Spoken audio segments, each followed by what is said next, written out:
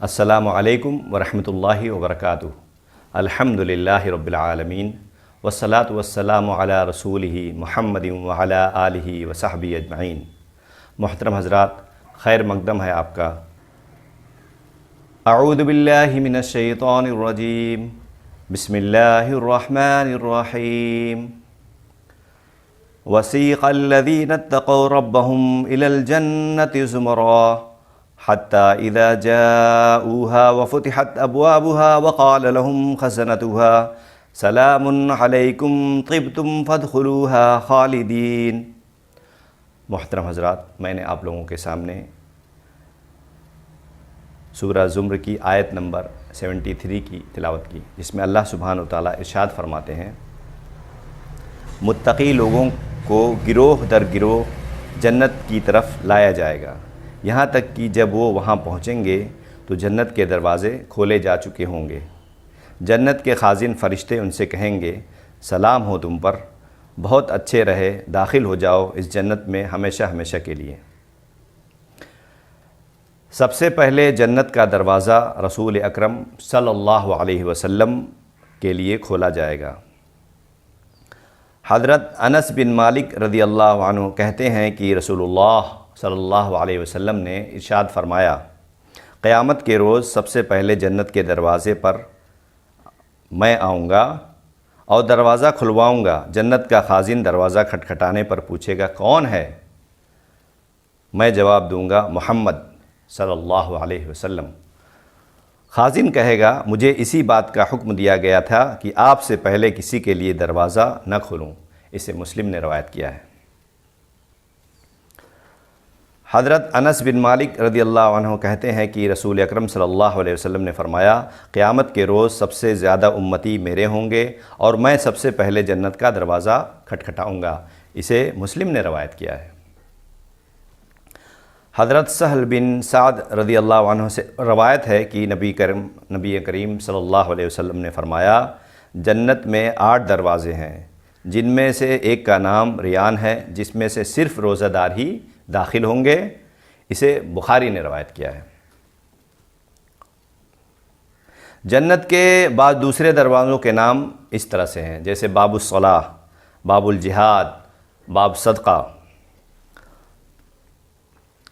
حضرت ابو ہریرہ رضی اللہ عنہ سے روایت ہے کہ رسول اللہ صلی اللہ علیہ وسلم نے فرمایا، جس شخص نے اللہ کی راہ میں جوڑا خرچ کیا، مثلاً 2 گھوڑے، 2 تلواریں وغیرہ، اسے جنت میں یوں کہہ کر بلایا جائے گا، اے اللہ کے بندے، یہ بہتر صلہ تمہارے انفاق کا ہے۔ جو اہل صلاۃ کو ہوگا اسے باب صلاۃ سے پکارا جائے گا، جو اہل جہاد میں سے ہوگا اسے باب جہاد سے پکارا جائے گا، جو اہل صدقہ ہوگا اسے باب صدقہ سے پکارا جائے گا، جو اہل صیام ہوگا اسے باب الریان سے پکارا جائے گا۔ حضرت ابو بکر صدیق رضی اللہ عنہ نے عرض کیا، اے اللہ کے نبی، ایسے شخص کو تو کوئی خسارہ نہیں ہوگا، سب دروازوں سے پکارا جائے گا، اور کوئی شخص ایسا بھی ہے جو ان سب دروازوں سے بلایا جائے گا؟ آپ صلی اللہ علیہ وسلم نے ارشاد فرمایا، ہاں مجھے امید ہے کہ تم انہی میں سے ہوگے۔ اسے نسائی نے روایت کیا ہے۔ جنت کے ایک دروازے کی چوڑائی تقریباً 1300 کلومیٹر کے برابر ہے۔ جنت کے ایک دروازے کی چوڑائی تقریباً 1300 کلومیٹر ہے۔ حضرت ابو ہریرہ رضی اللہ عنہ سے حدیث شفاعت میں روایت ہے کہ رسول اکرم صلی اللہ علیہ وسلم کی سفارش کے بعد اللہ تعالیٰ ارشاد فرمائے گا، اے محمد، اپنی امت کے ان لوگوں کو باب ایمن سے جنت میں داخل کرو جن پر کوئی حساب کتاب نہیں ہے، اور وہ جنت کے دوسرے دروازوں میں سے بھی داخل ہونے والے لوگوں کے ساتھ بھی شریک ہیں، یعنی اگر کسی دوسرے دروازے سے داخل ہونا چاہیں تو ہو سکتے ہیں۔ قسم ہے اس ذات کی جس کے قبضے میں محمد صلی اللہ علیہ وسلم کی جان ہے، جنت کی چوکھٹ کے درمیان اتنا فاصلہ ہے جتنا مکہ اور حجر یعنی بحرین کا، بحرین کے ایک شہر کا نام ہے، یعنی جنت کے چوکھٹ کے درمیان اتنا فاصلہ ہے جتنا مکہ اور بحرین کا۔ یہ حجر ایک شہر کا نام ہے جو بحرین میں ہے۔ کے درمیان ہے، یا جتنا مکہ اور بصرہ شام کے اس شہر کا نام ہے۔ اسے مسلم نے روایت کیا ہے۔ یاد رہے کہ مکہ اور حجر کا درمیانی فاصلہ 1160 کلومیٹر ہے اور مکہ سے بصرہ کا درمیانی فاصلہ 1250 کلومیٹر ہے۔ بلا حساب کتاب جنت میں جانے والے 70,000 افراد بیک وقت باب ایمن سے داخل ہوں گے، کوئی آگے یا پیچھے نہیں ہوگا۔ حضرت سہل بن سعد رضی اللہ عنہ سے روایت ہے کہ رسول اللہ صلی اللہ علیہ وسلم نے فرمایا، میری امت کے 70,000 افراد یا 7 لاکھ، حدیث کے راوی ابو حازم کو یاد نہیں رہا کہ 70,000 یا 7 لاکھ افراد اس طرح جنت میں داخل ہوں گے کہ ایک دوسرے کا ہاتھ پکڑے ہوئے ہوں گے۔ ان میں سے کوئی بھی اس وقت تک جنت میں داخل نہیں ہوگا جب تک کہ آخری آدمی داخل نہ ہو جائے، یعنی سارے بیک وقت داخل ہوں گے۔ ان جنتیوں کے چہرے 14ویں رات کے چاند کی طرح چمک رہے ہوں گے۔ اسے مسلم نے روایت کیا ہے۔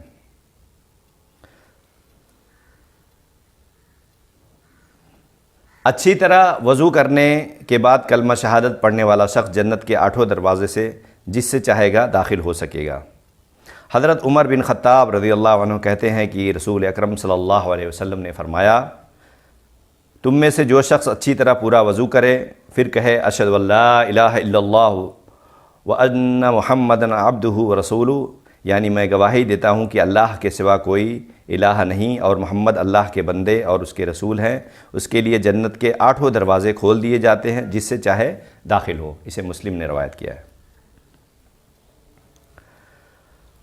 5 نمازوں کی پابندی کرنے والا، رمضان کے روزے رکھنے والا، پاک دامن اور اپنے شوہر کی اطاعت گزار خاتون جنت کے 8 دروازے میں سے جس سے چاہے گی داخل ہو سکے گی۔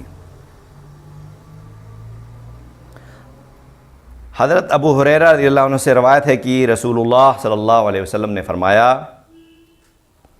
جو عورت 5 نمازیں ادا کرے، رمضان کے روزے رکھے، اپنی شرمگاہ کی حفاظت کرے اور اپنے شوہر کی فرمانبرداری کرے، اسے قیامت کے روز کہا جائے گا جنت کے 8 دروازوں میں سے جس سے چاہو داخل ہو جاؤ۔ اسے ابن حبان نے روایت کیا ہے۔